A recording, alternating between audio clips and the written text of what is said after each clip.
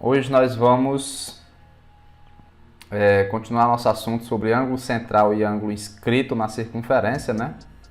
Só que hoje a aula é separada apenas para exercícios, né? Vamos resolver aqui mais algumas questõezinhas em que envolve esses dois temas, né? Claro que eles estão amplamente ligados. Então vamos aqui ao nosso primeiro exercício. Nas figuras, calcule o valor de x. Bom, então vamos aqui à letra A. Na letra A, ele traz aqui basicamente três elementos, né? Quais são os elementos? Um círculo, né? Um ângulo central de 140 graus e um ângulo inscrito correspondente a esse ângulo central, né? De medida 2x. O principal resultado da aula passada que nós encontramos foi que o ângulo inscrito ele é sempre a metade do ângulo central, certo? O ângulo inscrito sempre é a metade do ângulo central correspondente, né? Por quê? Ó, perceba que o arco BC ele é correspondente tanto ao ângulo central quanto ao ângulo inscrito. Ambos os ângulos aqui em questão, eles estão correspondentes ao mesmo arco. Então, quando você tem um ângulo central e um ângulo inscrito correspondente ao mesmo arco, é porque o ângulo inscrito é metade do ângulo central. Então, no caso aqui, o que eu posso escrever? Que o 2x ele é a metade de 140, né? Esse é o principal resultado da aula passada. Beleza? Então vamos lá. Então 2x vai ser 70 graus. Pronto. Então 2x vai ser 70, então x vai ser 70 dividido por 2. E 70 dividido por 2 dá 35 graus. Ok. Então esse é o nosso valor de x na letra A. Bom, na letra B, o que é que nós podemos dar uma olhada aí? Nós temos a circunferência, claro, e nós temos dois ângulos inscritos, certo? E o que mais? Esses dois ângulos inscritos, se você observar bem, estão correspondentes ao mesmo arco. Ó, se você observar o ângulo CBD, né? O arco correspondente aqui é esse. Eu marquei aí, rachurei aí, né? E se você olhar o ângulo CAD, ele também é correspondente ao mesmo arco. Então esse arco aqui, ele é na verdade ele não é de 30 graus, ele é de quanto? Ele é de 60 graus, certo?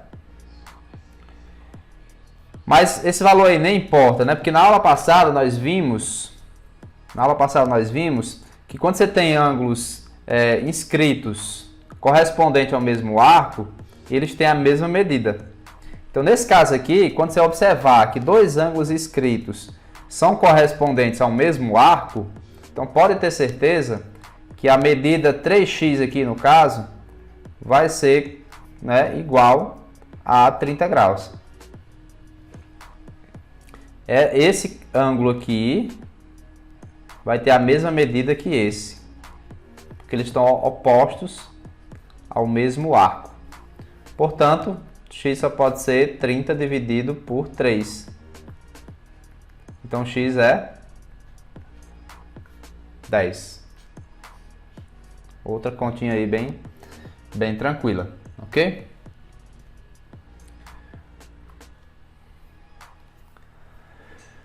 Vamos aqui.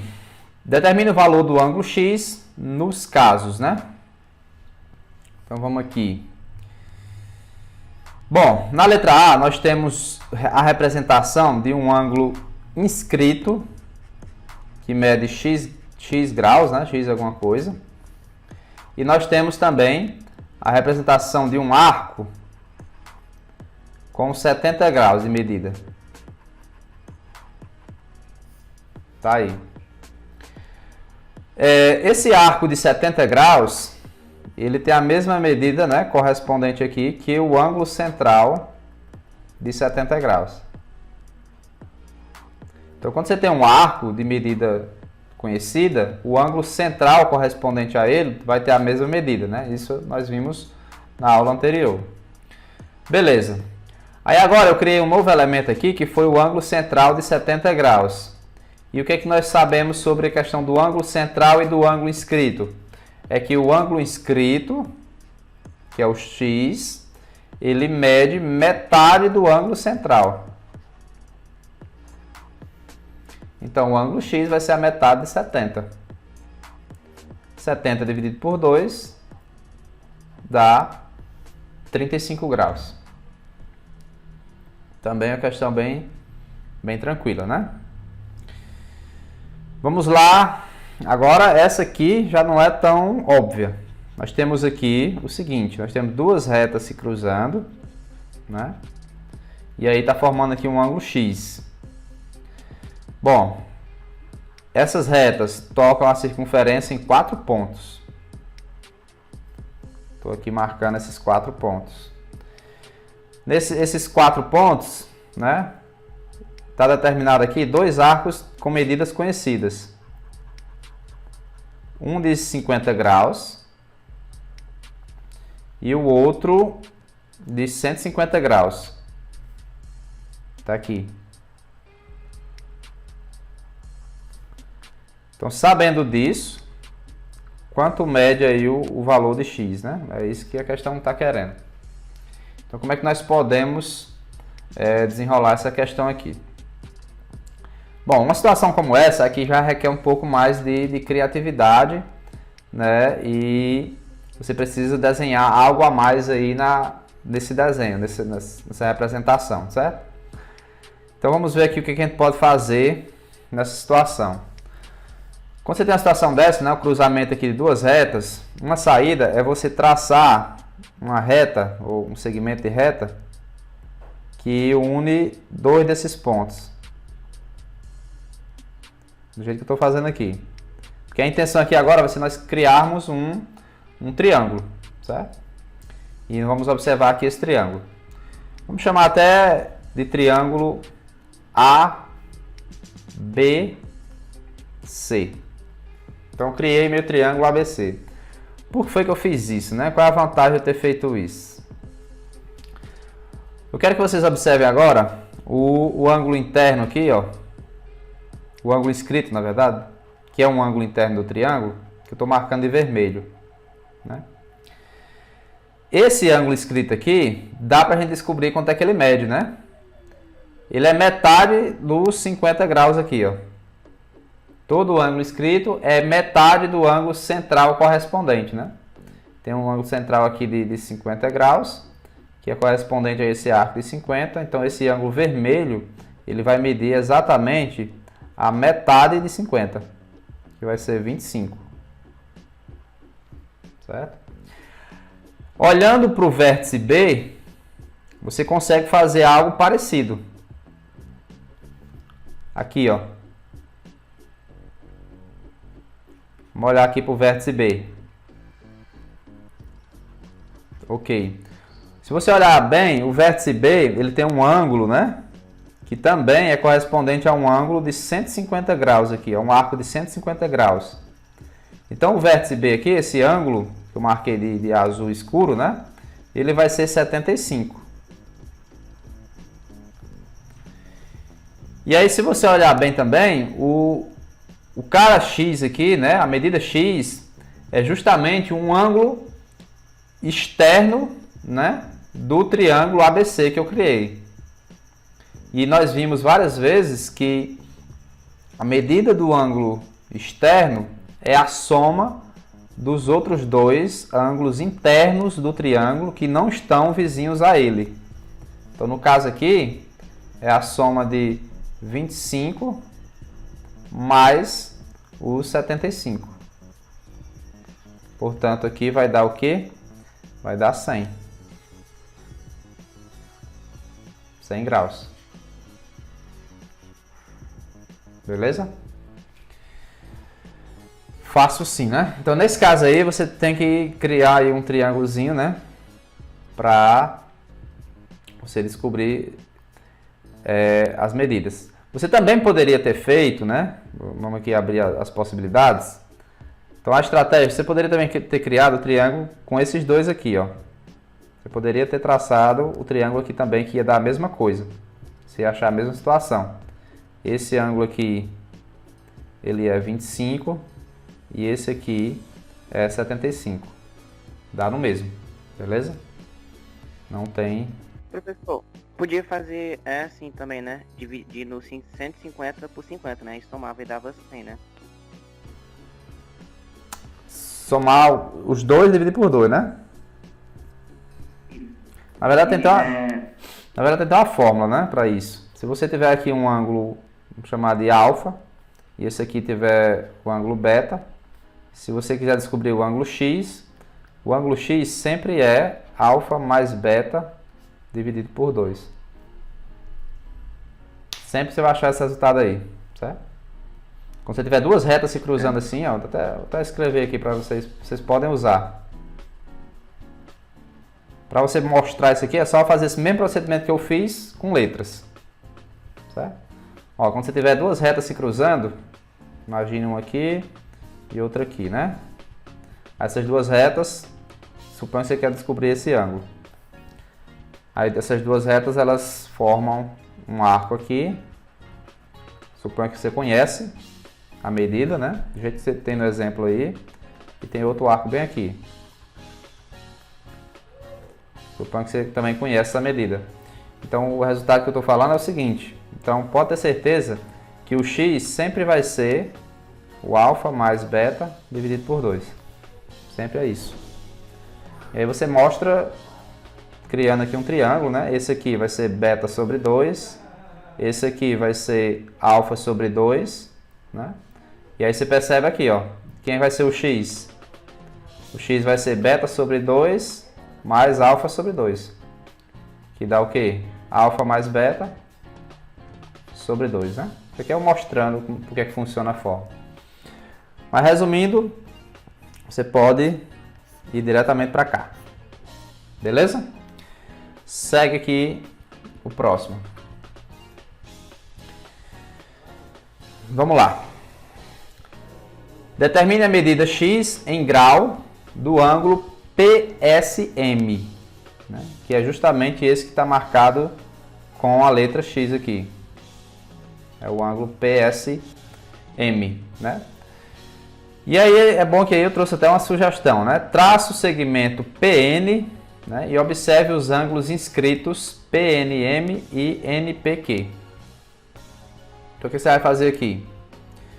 Vou traçar aqui o segmento PN. Tá aqui, ó. Estou obedecendo a sugestão, né? Do exemplo aí. Beleza, tá aqui. O que que isso acarreta, né? Aí eu quero que vocês observem agora esse ângulo. Se você observar bem, esse ângulo, ele é correspondente a esse arco.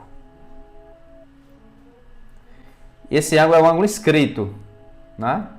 Todo ângulo inscrito é metade aí do arco correspondente, certo? Então esse ângulo inscrito aqui, ele é metade de 30. Então esse cara aqui só pode ser 15, ó. Ok? O que mais que eu posso fazer agora? Agora observem, vou até mudar de cor, esse ângulo verde aqui, ó. Esse ângulo verde, ele também é um ângulo inscrito, a circunferência. E ele está oposto a um arco correspondente aqui de 80 graus. Então, com certeza, esse ângulo inscrito é de 40 graus. Então, todo ângulo inscrito é metade do arco, né, correspondente aí. Então, no caso, ele é 40. Feito isso, né, eu vou até apagar aqui essa parte do arco para ficar mais limpa a figura. eu consigo descobrir facilmente qual é o tamanho do arco do ângulo PNS. Facilmente eu sei quanto é que é isso. Vocês concordam comigo? Ó. Alguém sabe quanto é esse ângulo aqui? Não tá difícil. Esse ângulo aí é a soma com 40, que tem que dar 180, né? 6, não? É o suplemento de 40. É o suplemento de 40, é 140. Beleza? Aí olha só para o triângulo agora. No triângulo PNS, você tem um ângulo de 15, um ângulo de 140 e o X. Né? O que a gente sabe sobre eles? A soma dos três, né, como são ângulos internos de um triângulo, tem que dar 180.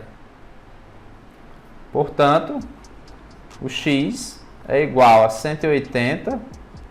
15 com 140 dá 155, né? Então, menos 155. Então, isso aqui vai dar o quê?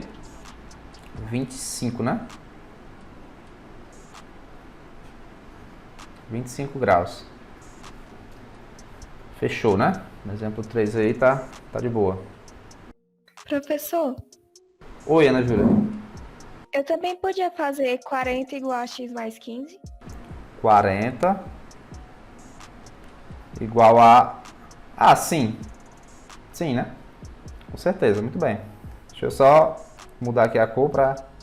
Ó, a Ana Júlia tá falando aí, né? E é uma observação muito boa. Se você observar aqui o 40, ele é um ângulo externo, né, ao triângulo PNS. Né? Porque a visualização talvez não esteja tão acostumada com quem quem tem costume, na verdade, né? Então, o x mais 15, né, são os ângulos que não são vizinhos ao 40. Olha aí como sai rápido, né? 40 menos 15 dá igual a 25. Show de bola aí, ó. Mesma coisa. Isso aí você está usando o quê? O teorema do ângulo externo. É muito importante. É mais rápido a questão, né? Essa fórmula.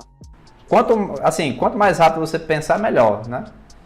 E aí, às vezes, um pensamento fica travando, mas é bom ter várias olhadas. Vamos lá, então, siga aqui. Vamos aqui à questão 4, né? Diz o seguinte: em um treino, um atleta percorreu um arco AB de comprimento 500 metros em uma pista circular. Né? O técnico, localizado em um ponto P da pista, tá aqui o técnico, ó, um ponto P, externo ao arco AB, observou o atleta durante esse percurso sobre um ângulo APB de 80 graus. Então o técnico estava aqui paradão, né? E observou que o cara fez 80 graus aqui em referência a ele, onde ele estava. Qual é o comprimento total da pista? Olha aí que pergunta diferente, né? Então vamos aqui caracterizar aqui esse problema, né? Primeira coisa, o atleta ele percorreu um arco AB. Então ele está falando disso aqui, ó, desse trecho. Estamos aqui.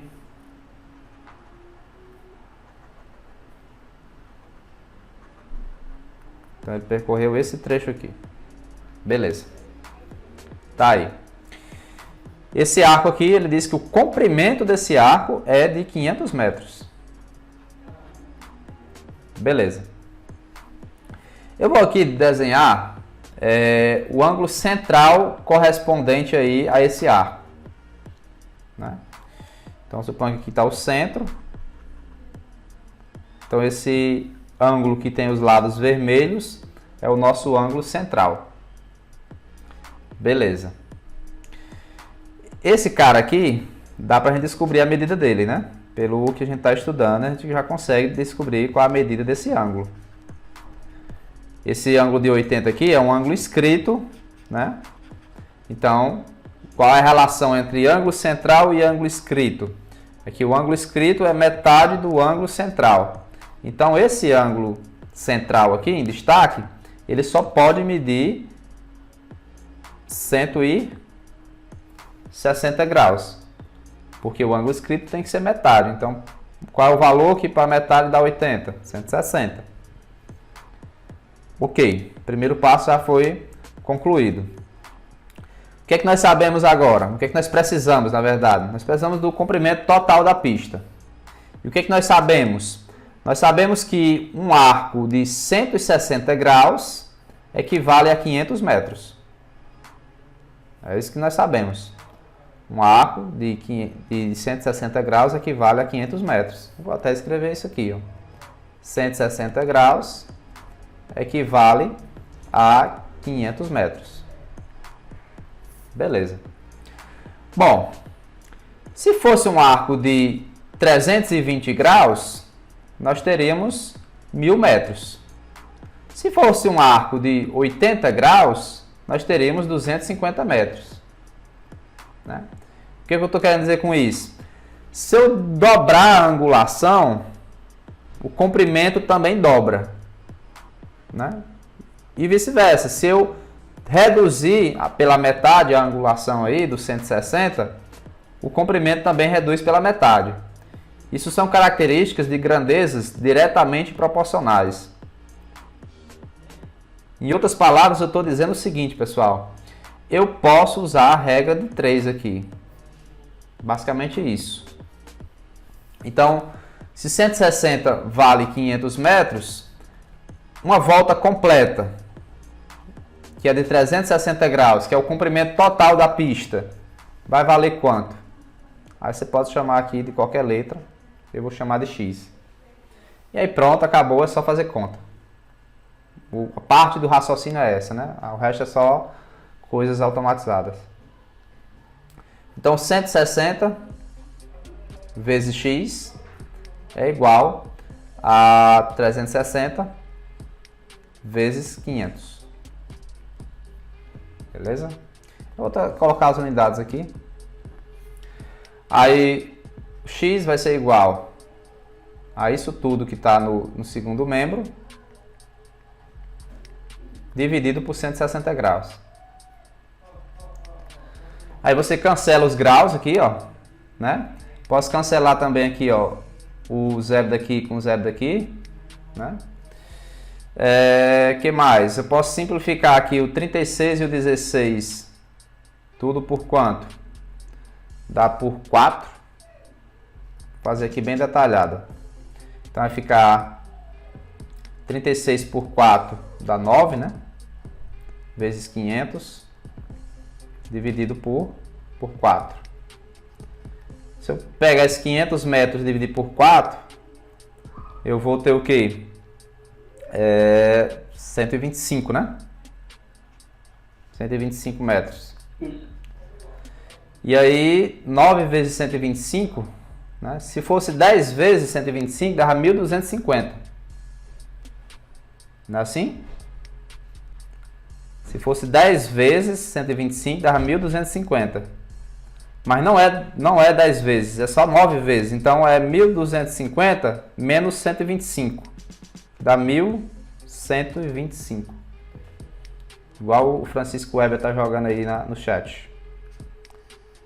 Claro, também eu fiz aqui bem detalhado. Você pode fazer da maneira que você achar mais fácil, né? Essa conta. Isso aí é pessoal. Eu só peguei o 500 dividido por 160. Aí descobri quantos metros era 1 grau. Aí depois eu multipliquei por 260. Pronto. Pode ser também. Muito bom. Basicamente é essa conta que está aqui, né? Você pode dividir logo 500 e dividir por 160. Perceba que é a mesma conta. Aí, se você tivesse feito logo essa divisão, aí multiplicaria por 360. É a mesma coisa. Porque, na verdade, esse pensamento já está um pouco além da regra de 3, né? Mas beleza. Vamos lá para mais uma. Deixa eu ver que horas são. Ainda dá tempo. Olha aí, agora nós temos uma figurona bem bonita aí. Figura do planeta Terra, né? Vamos entender aqui o que eles estão falando. Durante 4 horas, os astronautas de uma cápsula, né, espacial mantiveram-na estacionada em um ponto P da órbita circular de um satélite artificial, que gira a velocidade constante ao redor da Terra. Nesse tempo, o satélite percorreu um arco AB, tal que a medida do ângulo APB é de 18 graus. Quanto tempo o satélite demora para dar uma volta completa ao redor da Terra? Vamos lá, vamos tentar entender isso aqui. Bom, ele está falando aqui de uma órbita circular, né? Que essa está tracejada aqui de forma circular. Está ao redor da Terra, é o nosso círculo em questão, né? Vamos adaptar aqui ao que nós estávamos estudando. Então eu quero que você observe o círculo, né, que está ao redor da Terra aí. Desconsidere essa imagem do planeta Terra, certo? Aí ele fala que o satélite em um certo momento estava aqui no ponto B, em outro momento estava aqui no ponto A, né? De certa maneira, em algum momento eles mediram, né, de certa forma esse arco AB, né? E obtiveram aqui que o ângulo escrito correspondente a ele é de 18 graus. Beleza. Então temos aqui um ângulo escrito APB de 18 graus. Sabendo o ângulo escrito, automaticamente nós sabemos quanto é que mede o ângulo central correspondente ao mesmo arco. Imagina aqui o ângulo central que eu estou representando aí com os lados vermelhos, né? Então esse ângulo central aqui, nós conseguimos medir ele facilmente. Todo ângulo central é o dobro do ângulo inscrito correspondente, né? Então esse cara aqui, ele mede o dobro de 18, que é 36 graus. Beleza. E ele fala no texto lá, né? Bem aqui no começo, ó, durante 4 horas, os astronautas, né, mediram aí esse percurso. Vamos resumir aqui. Durante 4 horas. Então, isso aqui demorou 4 horas para ser formado. Certo? Então, para percorrer um ângulo central de 36 graus, o satélite demorou 4 horas. Quanto tempo ele vai demorar, né, para percorrer toda a órbita circular aí? Esse aí está até mais fácil ainda, né? Bem mais fácil. 36 graus não é à toa, não, né? 36 graus é 10 vezes menor do que 360. Assim? Ou seja, se eu multiplicar 36 por 10, eu vou achar 360. Ou seja, a volta completa. Isso quer dizer que para mim achar o tempo que a Terra vai... A Terra não, o satélite vai percorrer essa órbita aí, ele vai demorar 10 vezes mais do que ele demora para percorrer esse trecho. Ou seja, 40 horas. Mas eu vou escrever para ficar mais fácil, né? Então, se ele demora 4 horas para percorrer 36 graus... Deixa eu ajeitar aqui. Né? Para percorrer 360, ele vai demorar o quê? 10 vezes mais. Então, se você multiplicar, quando você tem uma regra de 3, você pode multiplicar os dois lados pelo mesmo número. Então, se eu multiplicar aqui por 10 e aqui por 10, você vai ter uma coisa equivalente. Ó. 36 vezes 10 dá 360. 10 vezes 40, 10 vezes 4 dá 40. Então, ele vai demorar 40 horas. Né? Tá aqui a resposta. Se você não quiser fazer assim, você pode fazer da maneira tradicional. Você faz lá, 4 está para 36, assim como x está para 360. Que dá a mesma coisa. Você pode ter certeza que você vai achar, ó, 360 vezes 4. Aí quando você dividir aqui, você vai achar 40. Beleza?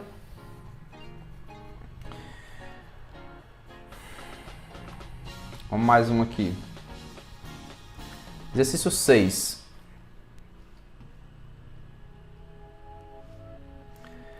Durante a queda do Muro de Berlim, em 1989, um ano antes de eu nascer, né? Um repórter fotografou um trecho do muro ainda em pé. Está aqui a ilustração, o repórter em pé, de frente para o muro, fotografando o muro. Muito bom. Tem aqui a legenda da foto, não vou ler. Localizado em um ponto C do terreno plano e horizontal, o repórter fotografou uma parte do muro cuja intersecção com o solo era um segmento AB, né, com 20 metros de comprimento, tal que o ângulo ACB era um ângulo reto, né, e os pontos A e B ficavam nos extremos da imagem. Está aqui a ilustração. Está aqui os pontos A, o ponto B. Aí ele fotografou isso aqui, né, tal, uma parte do muro. E ele se posicionou de tal maneira que o ângulo formado aqui, com esses pontos, é de 90 graus. Beleza. Qual é a distância do ponto C ao ponto médio do segmento AB?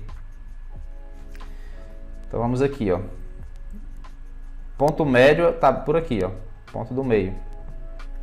Ele quer saber a distância do ponto C para ele. Esse segmento CM é o que a gente chama de mediana.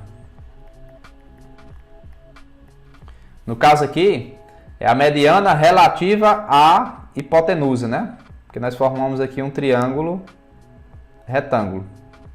Vou até desenhar aqui de uma maneira mais visível, né? Nós temos aí o triângulo retângulo. Olhando de cima, aqui é 90 graus, aqui é A, aqui é B, e ele quer saber quanto é que mede isso. Sabendo que isso aqui é ponto médio. Beleza? Bom, esse comprimento aqui da hipotenusa, ele falou que era de 20 metros. Existe um resultado que nós vimos nas nossas aulas no primeiro bimestre, que eu vou repetir aqui para vocês, é o seguinte. A mediana de qualquer triângulo retângulo é sempre a metade da hipotenusa. Em outras palavras, isso aqui é 10. A mediana relativa à hipotenusa de qualquer triângulo retângulo é metade da hipotenusa. Beleza. Na letra B, ele diz o seguinte, ó, isso aqui já é um pouco mais elaborado. Descreva o conjunto dos pontos do terreno, né, do mesmo lado do muro, de onde o fotógrafo poderia fotografar essa parte do muro, de modo que o ângulo ACB permanece reto e os pontos A e B permanecem nos extremos da imagem. Como assim, né? Vamos tentar entender o que ele falou aí. Primeira coisa, ele quer que você fixe os pontos A e B. Não se altere esses pontos. Sempre fotografe a mesma parte. Aí ele está perguntando o seguinte. Quais são os pontos em que o fotógrafo pode ficar em cima de modo que esse ângulo permaneça reto? Né? E aí, o que é que isso aqui tem a ver com o que a gente está estudando, né? Você pode perguntar. Mas vamos avaliar aqui o que é que tem a ver. Vamos vir aqui para a situação do nosso programazinho.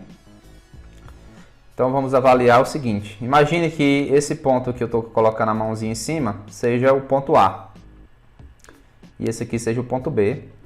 E o fotógrafo está aqui, formando 90 graus, né, com esses dois pontos fixos do muro.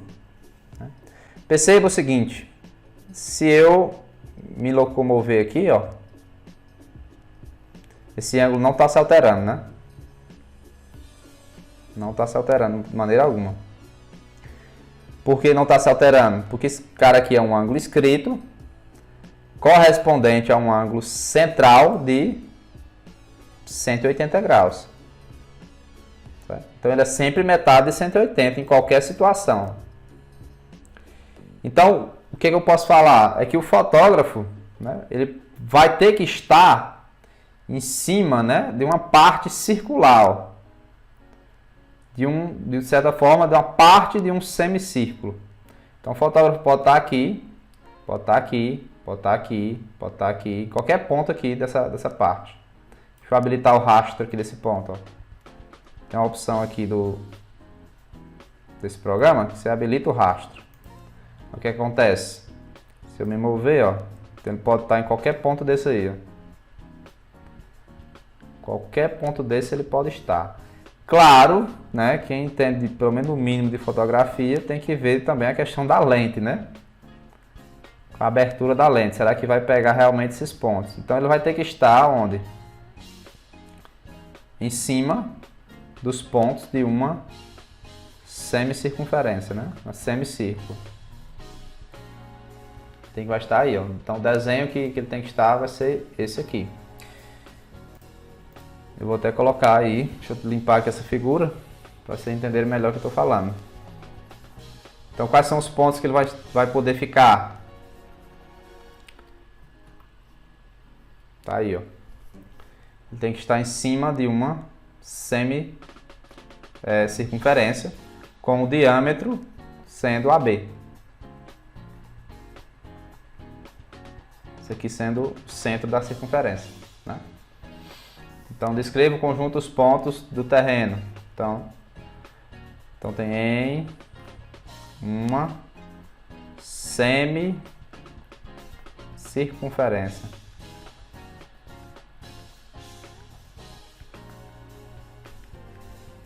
Né? Com diâmetro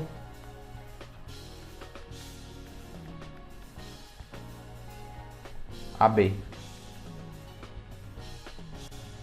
Pronto. É aí que ele tem que estar.